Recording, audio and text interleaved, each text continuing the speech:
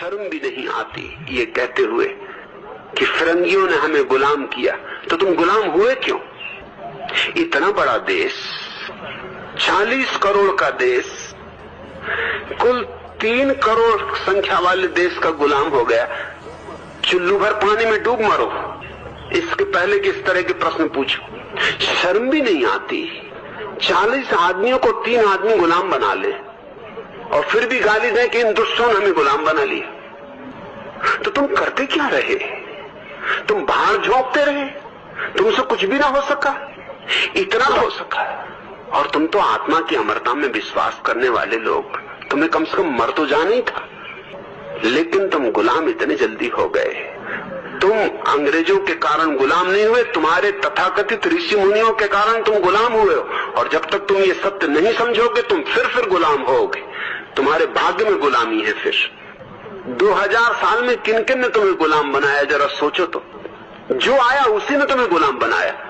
खून आए, बर्बर आए, तुर्क आए, मुगल आए, जो भी आया, अंग्रेज आए, पुर्तगाली आए, फ्रेंच आए, जो भी आया, तुम जैसे गुलाम बनने को तैयार ही बैठे। तुम एक से भी नहीं जूझ सके और फिर भी तुम अकल से कह पाते हो कि इन्होंने हमें गुलाम बनाया।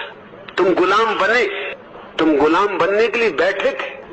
तुम तो झोली पसारे बैठे थे कि आओ हमें गुलाम बनाओ। तुम्हारे पास हमेशा अविकसित साधन थे, जो भी आया उसके पास विकसित साधन थे। इसलिए मैं कहता हूं पहले विज्ञान, ये भूल बहुत हो चुकी, 10,000 साल में ये भूल बहुत हो चुकी।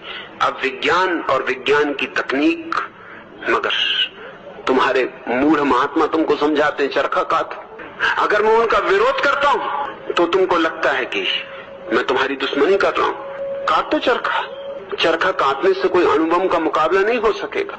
तुम काटते रहना चरखा, तुम फिर गुलाम होगे।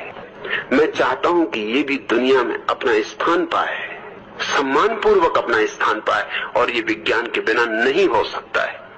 भारत को विज्ञान सीखना होगा, पश्चिम को अध्यात्म सीखना होगा, तभी सारी मनुष्यता एक संतुलन पर आएगी। तो पश्चिम के आदमी से मैं कहता हूं अध्यात्म सीखो और पूरब के आदमी से कहता हूं विज्ञान सीखो। पश्चिम ने बुनियाद रख ली है, मंदिर नहीं बन पाया। हमने मंदिर की कल्पना कर ली लेकिन बुनियाद ही नहीं। अगर दोनों में से चुनना हो तो मैं पश्चिम को चुनूंगा, क्योंकि पश्चिम ने कम से कम बुनियाद रख ली। प्राथमिक है, रख लिया तो मंदिर भी बन सकता है। अभी ना हो तो मंदिर कैसे बनेगा? लाख कल्पनाएं करते रहो, सपने संजोते रहो, कुछ भी ना होगा।